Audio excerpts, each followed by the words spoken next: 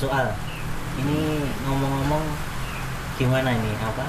Kita lihat sebentar lagi kan masuk ke bulan Maulid. Ya. Nah, bulan yang di situ dikatakan kelahiran Nabi Muhammad SAW. Nah, terus kan kita tahu juga banyak masyarakat yang apa?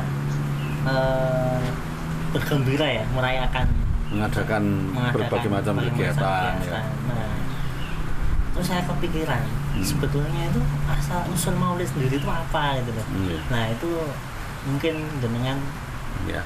bisa Yang dulu saya pernah dengar Maulid itu yang ngadakan Salahuddin Al-Ayyubi, ya kan? gitu. Itu sebagian, tapi asal mulanya yang awal itu bagaimana saya kurang tahu. Cuma ya ditanyakan ustadznya. Ya. Ini Ustadz, tentang Maulid, peringatan Maulid kan di masyarakat kita ini alhamdulillah sekarang banyak mengadakan kegiatan menyambut kelahiran Nabi. Itu dengan membaca kisahnya, entah itu melalui solawatan atau apalah istilahnya. Yang penting itu ada peringatan kelahiran Nabi. Nah, awal dari Maulid itu sendiri itu apa? Bagaimana itu? Tentang istilah Maulid dan asal mulanya ya. Jadi memang sebuah nikmat yang harus kita syukuri. Karena kalau kita ngelihat sekarang masyarakat kita tuh betul-betul tertarik sama majelis sholawat ataupun majelis maulid. Terkadang mungkin mereka tuh selama ini baru sekedar ikut, belum benar-benar ngerti maulid itu apa, kemudian fungsinya maulid itu apa, kemudian asal mulanya apa. Kita kalau membahas sesuatu kan kita harus bahas dari asal kata dulu. Maulid itu artinya adalah tempat kelahiran atau waktu kelahiran, yang berasal dari kata bahasa Arab walada yalidu wiladatan. Jadi kata itu walada itu artinya telah melahirkan. Kalau nama bahasa Arabnya itu namanya fi'il madhi, kurang lebih hampir sama kayak simple past tense buat yang sudah belajar bahasa Inggris. Yalidu itu sedang melahirkan atau akan melahirkan. Kemudian wiladatan proses kelahiran. Maulidan itu berasal dari kata walada tadi itu, artinya tempat kelahiran atau waktu kelahiran. Itu asal mula kata maulid. Bukan maulud. Maulud itu anak yang dilahirkan. Maulud Nabi kurang pas itu. Yang benar maulid Nabi. Maulud itu anak yang dilahirkan, namanya mauludun, anak yang lahir. Tapi kalau maulid itu waktu kelahiran atau tempat kelahiran. Kenapa kok dinamakan maulid? Karena biasanya kalau sudah kumpul bareng-bareng itu membaca sejarah ringkas Nabi Muhammad. Sejarah ringkas Nabi Muhammad. Ya, sejarah ringkas itu biasanya diawali di waktu kelahiran Nabi. Kita sekarang kalau mau membuat sejarah seorang tokoh, mulai sejarah itu pasti di hari kelahirannya kan, lahir di mana. Nah, waktu kelahiran ataupun tempat kelahiran itulah titik mula dari sebuah sejarah. Karena sejarah Nabi Muhammad SAW yang ada di baik dalam prosa ataupun dalam syair itu dimulai di waktu kelahiran atau tempat kelahiran. Makanya kitab kecil yang berisi prosa tentang Nabi Muhammad atau syair tentang Nabi Muhammad yang di dalamnya terdapat sejarah kehidupan Nabi, mukjizat Nabi, sifat-sifat Nabi, akhlak Nabi, biasa diistilahkan dengan nama maulid. Jadi asal mula katanya itu maulid Nabi. Jadi kalau kita mau ambil bahasa yang lain aja, pembacaan maulid Nabi itu sama saja dengan pembacaan sejarah Nabi. Sama. Baca kitab sirah atau kitab sejarah boleh nggak? Boleh. Berarti sama hukumnya dengan membaca maulid Nabi Muhammad SAW. Cuma bedanya kalau kita baca kitab sirah kita baca sendiri. Tapi kalau maulid itu kita baca, ngumpulkan orang, baca bareng-bareng. Itu maulid Nabi. Itu asal mulanya. Kalau awal perayaannya, memang ahli sejarah itu punya pendapat beda-beda. Ada yang mengatakan Salahuddin Al-Ayyubi. Ada juga yang mengatakan ipar Salahuddin Al-Ayyubi atas usulan Salahuddin Al-Ayyubi. Salahuddin Al-Ayyubi itu seorang panglima perang, seorang yang kesatria.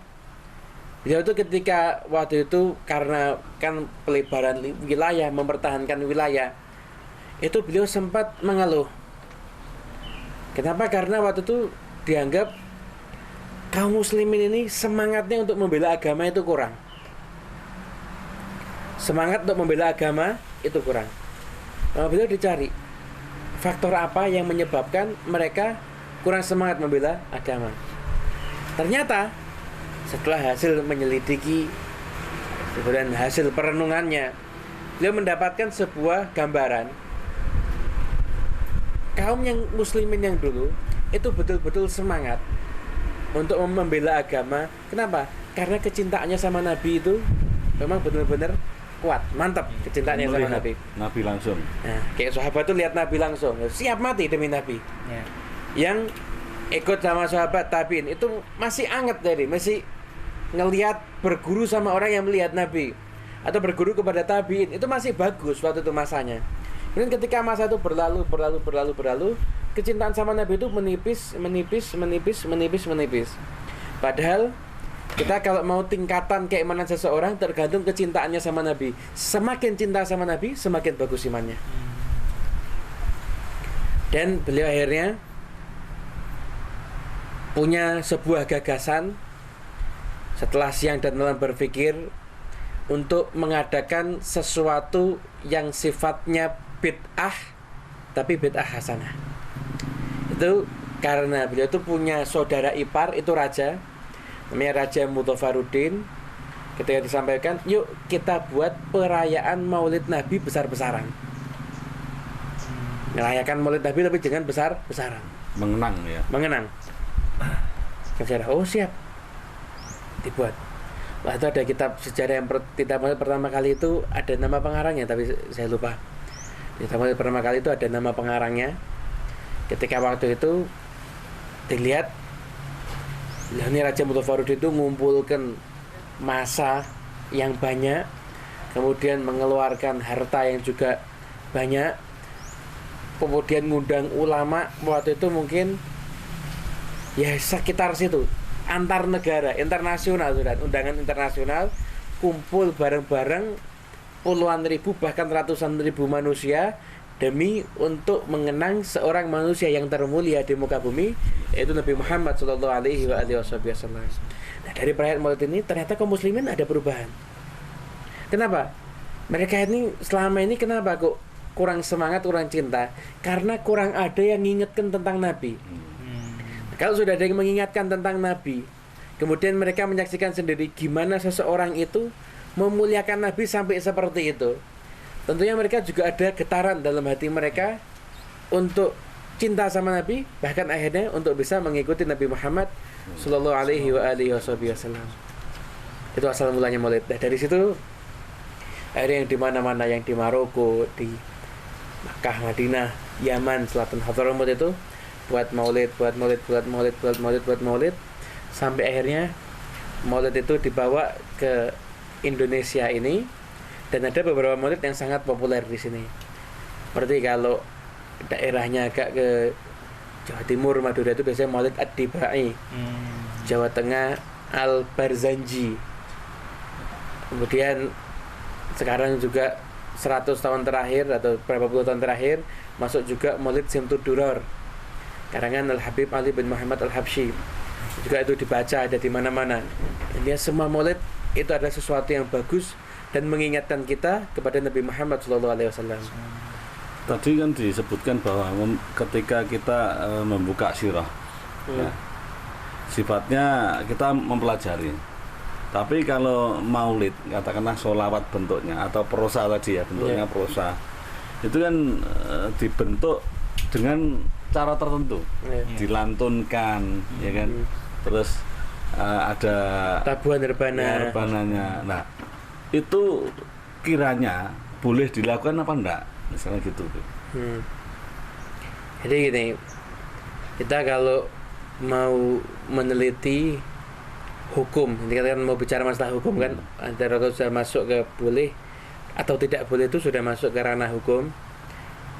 Ini aja, kitab sirah itu kan disusun sejarah kemudian dipelajari. Maulid disusun prosa. Dan prosa itu sama nggak? Oh sama. Samanya apa? Sama-sama belajar. Cuma cara pembelajarannya itu beda. Ada selingan sholawat bersama-sama. Ada tabuhan rebana, ada juga semacam hiburan ya. Bersama-sama, ya. Itu. Itu kan menarik hati. Itu kan misalnya sebagai sarana efektif. Gini, belajar di zaman Nabi itu berarti Nabi duduk, sahabat dengarkan kan? Nah, waktu itu sahabat kalau hadis Nabi jangan ditulis, tapi kalau Quran disuruh nulis waktu itu. Jadi mereka tuh sama, belajar itu sama. Ya duduk satu orang guru kemudian mengajarkan ilmu. Sekarang kalau seorang guru menggunakan bantuan layar untuk mengajar, apakah itu terus bertentangan? Kan enggak, kita akan memodifikasi supaya menjadi yang lebih bagus lagi. Dan modifikasi kita tentunya tidak bertentangan. Dan kalau misalkan ngajar itu ada unsur keharaman di situ, yang ngajar kita juga kurang setuju ya. Kalau maulid itu yang baca ada laki-laki, yang qosidahnya kok perempuan. Yang baca maulidnya juga perempuan, itu kita kurang setuju itu. Pakai ngerokok. Nah, biar maulid juga pakai ngerokok. Itu juga mengurangi adab di dalam maulid. Kenapa? Kita kalau dipanggil sama Bapak Wali Kota berani kita ngerokok depannya Bapak Wali Kota? Enggak berani. Ini majlis yang luar biasa, majlis di mana masyarakat umat Nabi kumpul dengan tujuan untuk mengagungkan Nabi, kok kita rusak dengan rokok? Itu enggak adab dan tidak ada hormat ke dalam majlis maulid. Mau nonton bioskop aja nggak boleh ngerokok. Bioskop aja nggak boleh ngerokok. Maulid Nabi ya masa ya. Nah itu kan kurang adab masa. Ini Pak soal kalau saya teringat justru kalau dibuat prosa seperti tadi dikatakan Ustaznya Syamsul Duror, ada Dia Ulami dan lain sebagainya, itu justru malah terlihat keindahan bahasanya. Jadi setelah tidak langsung orang nggak paham artinya pun senang. Wah, apalagi ada hadrohnya. Nah, itu mungkin saat ini. Jadi katakanlah membaca sejarah Nabi dalam bentuk atau dikatakan kegiatan itu namanya maulidan misalnya. Iya, maulidan.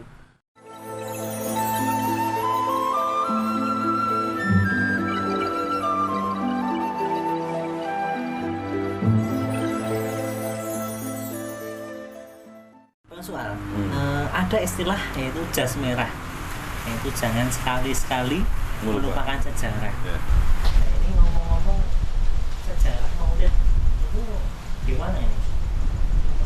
Gimana kan? Yang konkretnya yang mungkin bisa kita pahami lebih dalam. Islam itu sangat menghargai sejarah. Dari sejarah kita bisa lihat mana jelas sekali sejarah para nabi itu disebutkan oleh Allah Subhanahu wa taala di dalam Al-Qur'an. Antaranya apa? Kita bahas sejarah apa? Nabi Adam ada sejarahnya. Kita bisa lihat dengan jelas itu di surat Al-Baqarah itu. Surat Al-Baqarah jelas sekali mana wa idh qala rabbuka lil malaikati inni ja'ilun fil ardi khalifah. Qalu ataj'alu fiha ma yufsidu fiha wa yasfiku ad-dima' wa nahnu nusabbihu bihamdika wa nuqaddisu lak. Qala inni a'lamu ma la ta'lamun.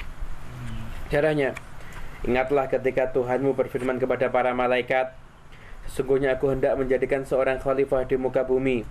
Para malaikat berkata, mengapa engkau menjadikan khalifah di muka bumi itu orang yang akan membuat kerusakan dan menumpahkan darah, padahal kamu senantiasa bertasbih dengan memuji engkau dan mensucikan engkau.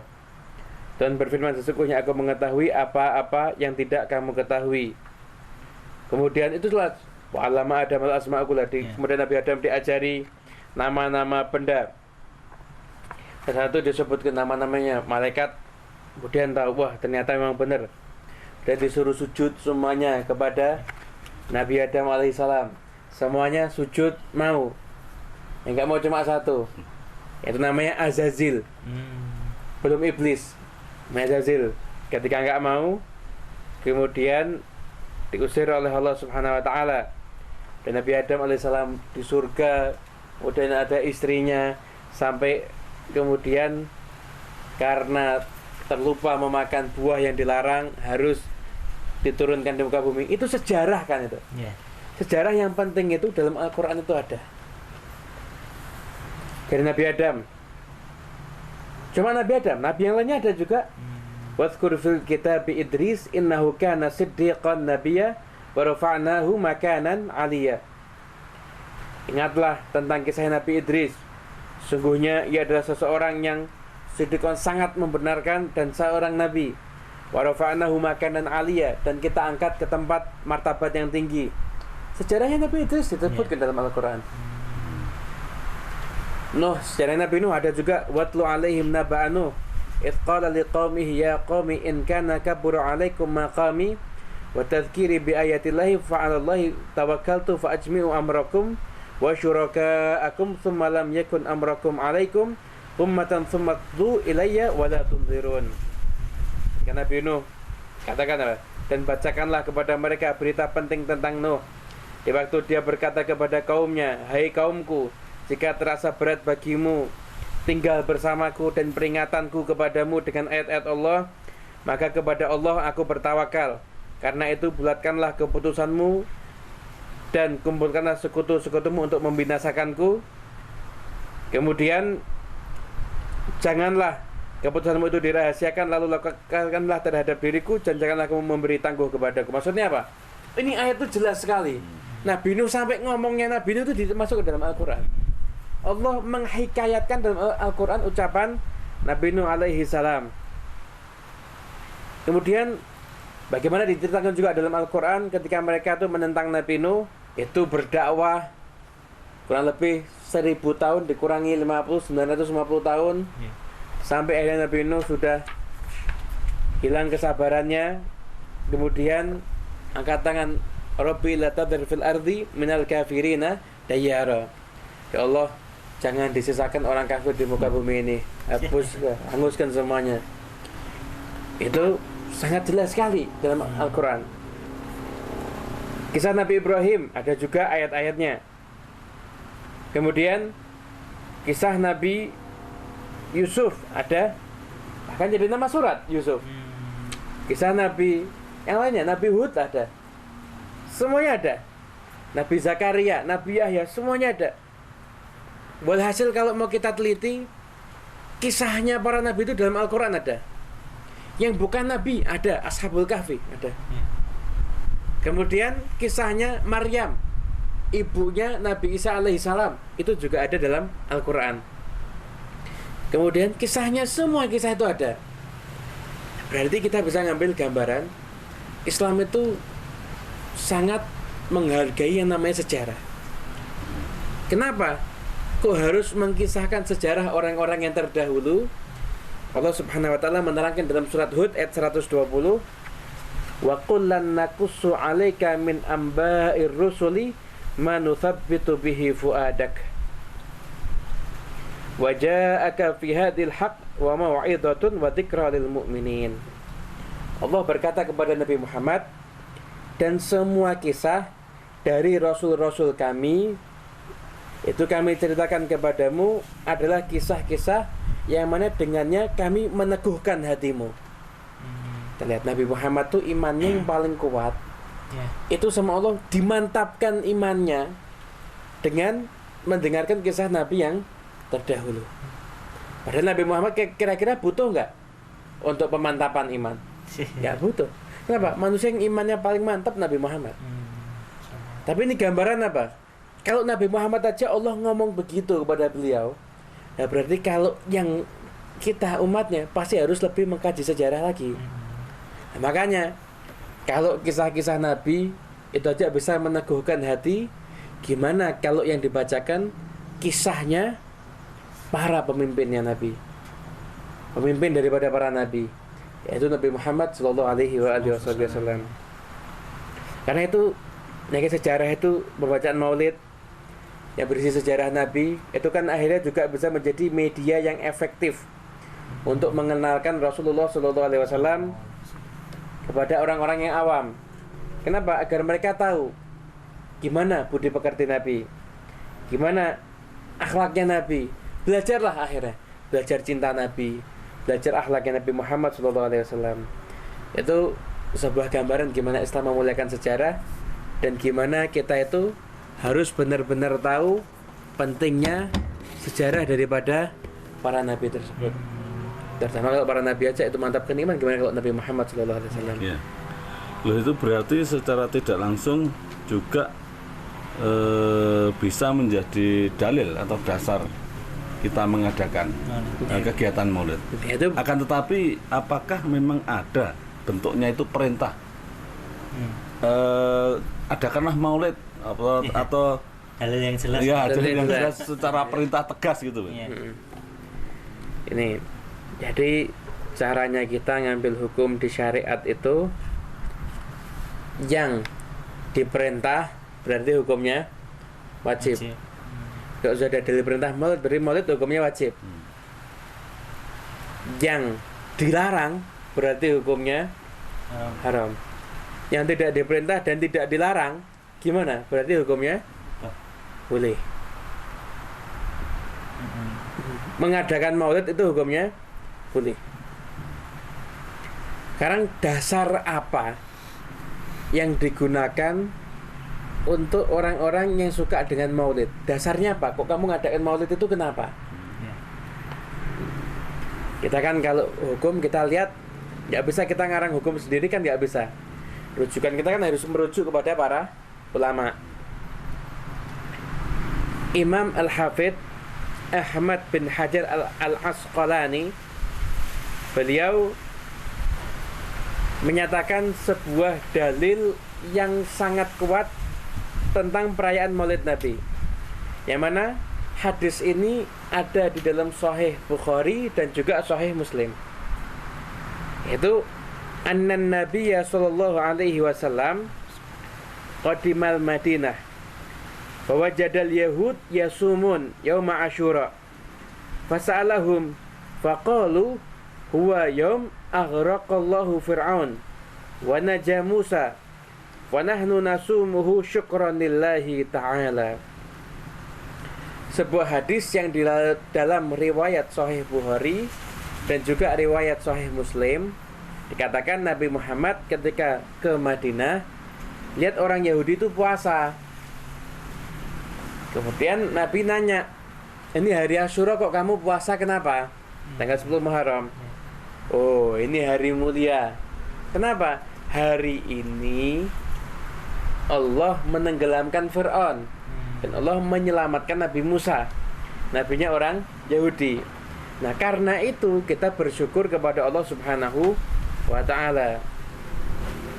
Akhirnya Nabi mengatakan apa? Loh, kami lebih berhak bersyukur untuk Nabi Musa. Para ulama dari hadis itu ngambil sebuah kesimpulan. Katakan apa? Kegiatan bersyukur terhadap nikmat Allah di waktu yang tertentu itu boleh. Boleh. Ya, dalam event yang tertentu itu hukumnya boleh. Kenapa? Coba lihat. Ini mereka puasa tanggal 10 Muharram itu loh. Tapi sama Nabi kata apa? Kita ya mau gitu juga. Kita juga mau bersyukur untuk Nabi Musa juga. Berarti mensyukuri sebuah peristiwa di hari-hari tertentu itu hukumnya boleh. Dan kemudian yang namanya syukur itu bisa dilakukan dengan macam-macam. Bisa puasa, bisa sholat, bisa ibadah yang lainnya, bisa sedekah, kan bisa macam-macam. Sekarang kalau kita mau mensyukuri nikmat, kita renungkan semua nikmat yang ada dalam diri kita. Nikmat apa yang lebih utama dibandingkan dengan nikmatnya lahirnya Nabi Muhammad SAW di alam semesta ini, dan kita menjadi umat beliau SAW. Nikmat apa yang paling mulia? Berdasarkan itu, akhirnya Ditanyakan apa? Oh boleh kalau gitu merayakan Maulid Nabi Muhammad SAW. Dan apakah ada keutamaan khusus? Khusus dikatakan Imam Al-Hafidh Syamsuddin Al-Jazari, waqad ru'iya Abu Lahab ba'da mautihi fi naumi faqila lahu ma haluka. Ketika dikatakan ada yang mengatakan, ini mungkin Sayyidina Abbas, ada yang bertemu dengan Abu Lahab setelah meninggalnya Abu Lahab. Kemudian nanya, jadi Abu Lahab meninggal, kemudian ada orang yang mimpi bertemu dengan Abu Lahab. Dia nanya, mahaluka, gimana keadaanmu? Dijawab sama Abu Lahab, finnar, di neraka. Illa annahu yukhaffafu anni kulla lailati itsnain wa amusu baina isbi'i ma'an biqadari hadza wa asyara li ra'si usbu'aihi. Aku di neraka, cuma aku diringankan azabku setiap hari Senin, dan kalau aku itu ke minggu ini, maka bisa keluar air. Ada yang mengatakan air itu air susu, ada yang mengatakan itu air biasa. Jadi kalau kehausan tinggal keluar air di sini. Kemudian dikatakan kenapa? Anna dzalika bi'ataki li thaibah indama basyaratni bi wiladatin Nabi sallallahu alaihi wasallam wa bi idzaiha lahu. Itu semuanya karena aku bergembira dengan kelahiran Nabi. Jadi ketika budakku yang namanya Thaibah datang sama aku, "Hei Abu Lahab, alhamdulillah saudaramu Abdullah anaknya sudah lahir." Dari saking senangnya kamu merdeka. Senang satu kali dengan Nabi. Padahal dia itu orang yang kafir. Dalam Al-Quran turun surat khusus untuk membahas tentang Abu Lahab bakal disiksa. Tapi karena pernah bergembira dengan kelahiran Nabi, diringankan siksanya setiap hari malam Senin. Kemudian para ulama mengatakan apa? Idza kana hadza kafirun jaa dhammuhu wa tabbat yadahu fil jahim mukhallada. Ada orang kafir. Kemudian sudah turun ayat membahas dan mencaci maki dia. Dan dinyatakan bahwasanya dia itu bakal kekal di neraka. Ata annahu fi yaumil itsnaini daiman yukhaffafu anhu li sururi bi ahmada. Karena tapi datang sebuah riwayat yang menyatakan diringankan siksanya setiap hari Senin karena gembira dengan Nabi Muhammad sallallahu alaihi wasallam. Famadhannu bil 'abdi alladzi kana umruhu bi ahmada masruran wa mata muwahhida. Kemudian gimana dengan seorang hamba yang sepanjang hidupnya bergembira dengan Nabi Muhammad SAW dan meninggal dalam keadaan iman dan Islam kepada Nabi Muhammad, iman kepada Allah Subhanahu Wa Taala. Itu sebuah dalil yang luar biasa tentang perayaan Maulid Nabi Muhammad SAW. Nah sekarang kita ini sebagai umat Islam, kalau setiap melakukan sesuatu pasti kan ada dasarnya. Tadi dasar sudah dibahas. Tetapi kan butuh contoh. Nah, contoh itu apakah memang Rasulullah Sallallahu Alaihi Wasallam itu pernah melakukan, istilahnya memperingati hari lahirnya sendiri, katakanlah seperti itu. Nah itu apa Rasulullah itu memberi contoh itu, mengadakan maulid lah, katakanlah seperti itu. Jadi kan ada yang nanya, kalau memang maulid itu bagus, mestinya Nabi sudah mengadakan maulid. Mestinya para sahabat pun juga mengadakan maulid Nabi. Coba perhatikan sebuah hadis. Rasulullah SAW ditanya, kok puasa hari Senin kenapa? Dijawab, dzaka yaumun wulidtu fihi wa yaumun bu'itsu au unzila alayya fihi. Hari itu aku dilahirkan dan hari itu aku diutus atau diturunkan kepadaku wahyu. Hari kelahiran Nabi dirayakan oleh Nabi dengan cara berpuasa. Dengan cara berpuasa. Kemudian apakah Nabi gak sekarang kita tanya, Nabi mengadakan maulid ya? Mengadakan maulid. Dengan cara apa? Ya puasa itu tadi. Dengan cara berpuasa. Intinya bersyukur gitu ya. Ini kan istilah mengagungkan hari kelahirannya Nabi itu. Mengagungkan. Tapi mengagungkan hari kelahirannya dengan berpuasa. Kita pembahasannya tidak usah kita, Nabi puasa kenapa kok kamu nggak ikut puasa? Jangan bahas di situnya. Yang kita bahas gini. Nabi mengagungkan hari kelahirannya enggak? Iya. Caranya Nabi gimana? Puasa. Puasa termasuk amal soleh. Berarti cara mengagungkan hari kelahiran Nabi bisa dengan semua amal soleh. Bersedekah. Sedekah bisa.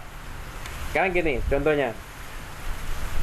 Apakah Nabi juga menyatakan cara memperingati hari kelahiranku cuma puasa? Kan juga enggak. Berarti Nabi kan membebaskan. Yang penting amal soleh. Ini ada syariat, hadis kan juga menyatakan orang yang belajar Al-Quran dan mengajarkan Al-Quran itu caranya mulia. Yang penting belajar dan mengajarkan Al-Quran. Cara belajarnya gimana? Terserah. Cara mengajarkannya, metodenya gimana? Terserah. Nah, itu jadi sebuah dalil. Nabi nggak maulid Nabi. Nabi memperingati maulidnya dengan cara puasa. Kita memperingati maulid Nabi dengan cara apa? Ngumpulkan teman, baca sejarahnya, kemudian cerita tentang Nabi, setelah itu nabuh rebana, sholawat bareng-bareng, yang hadir seneng, tuan rumah seneng, pulangnya kadang-kadang juga ada snacknya atau ada makanannya, kita sedekah. Ini kan amal soleh semuanya. Nah, maksud yang begini mau dilarang? Makan bersama juga. Makan bersama juga kadang-kadang. Bahkan Nabi kan menyuruh ya, ada hadis yang membuat sunnah baru, maka man sana sunatan hasanatan. Barang siapa yang mengajarkan sesuatu yang baik yang baru, maka setiap ada orang yang niru dia dapat pahalanya. Di satu daerah misalkan, ketika bulan Maulid, kemudian ada satu warga buat acara Maulid, kumpulkan masyarakatnya, duduk bareng, bacakan sejarahnya Nabi pakai bahasa Arab. Yang nggak paham bawa buku terjemah, baca pakai buku terjemahnya, kemudian dengarkan tentang sejarah Nabi. Kira-kira yang ngadakan dapat pahala nggak? dapat Pahala. Yang ngadakan ikut baca, ngejak orang lain baca. Setiap yang baca yang ngadakan dapat pahalanya. ngasih makan lagi. Ngasih makan lagi. Dan kemudian kalau acara itu ditiru, satu warga ikut hadir, kok nikmat ya. Besok saya membuat di rumah saya. Yang ngadakan di situ dapat pahalanya. Kenapa? Dia yang ngajari manusia, ngajari orang-orang untuk mengenang Nabi Muhammad sallallahu alaihi wasallam. Apalagi ini Bang Soal. Saya dengar di benua yang lain tuh banyak orang masuk Islam karena maulidnya. Banyak. Karena perayaan maulid terus orang masuk Islam. Kan di situ kan saya langsung kan dijelaskan bagaimana Nabi, sosok Nabi. Kalau yang nggak suka kan karena mungkin dia belajar hadis tapi nggak seneng siapa sih yang membawa hadis itu ya. Iya. Tertarikan karena dibacakan sejarahnya. Kan ada rasa cinta. Menurut saya kalau kita belajar tapi nggak ada mahabbah, Ya, kurang sempurna ya. Sempurna ya Ustaz ya. Sempurna. Tak kenal maka tak sayang ya. Makan sayur tanpa garam. Hambar. Terus sahabat sendiri juga melaksanakan atau mengadakan kegiatan seperti kita saat ini gitu. Maulid Nabi itu fungsinya kan untuk mengenang Nabi. Sahabat nggak perlu maulid. Kenapa? Sahabat setiap saat mengenang Nabi. Sahabat setiap saat mengenang Nabi. Nah, setelah Nabi meninggal pun, ketika sahabat meriwayatkan hadis, yang dikenang siapa? Nabi. Tabiin mengenang Nabi terus mereka. Nah, kita sekarang ini kalau nggak ada maulid, kapan kita mau mengenang Nabi? Nggak ada. Tapi ada semacam qasidah yang dibaca itu. Ada yang qasidah itu isinya memuji Rasul, tapi ada yang sifatnya itu isinya tentang kebesaran Allah gitu. Nah, itu apakah di zaman sahabat itu juga ada semacam itu? Kalau syair zaman sahabat, zaman Nabi itu pusatnya ada Sayyidina Hasan bin Thabit. Itu juga buat syair. Wa ajmalu minka lam taraq qattu aini wa akmalu minka lam talidin nisa'u. Itu muji Nabi dengan pujian yang luar biasa. Yang lebih indah dari engkau wahai Rasul tidak pernah mataku memandang. Gitu langsung. Tidak pernah dipandang oleh matanya siapapun. wa akmalu minka lam talidni sa'ud, dan yang lebih sempurna daripada kamu tidak pernah dilahirkan oleh wanita manapun. Khuliqta mubarra'an min kulli aibin ka'annaka qad khuliqta kama tasha'u. Kau ini diciptakan terbebas dari semua aib. Seakan-akan engkau itu menciptakan dirimu sendiri. Kita kok bebas milih hidung yang model bagaimana. Satu dunia ganteng semuanya mungkin. Itu sampai saatnya seperti itu ya? Sampai kan luar biasa. Di hadapan Nabi. Loh, di hadapan apa? Nabi gak ngomong, musyrik ini kami. Gak ngomong begitu Nabi. Jangan melebih-lebihkan saya. Nah, gak ngomong begitu. Tapi memang memuji Nabi itu lewat syair-syair itu sudah ada sejak zaman sahabat.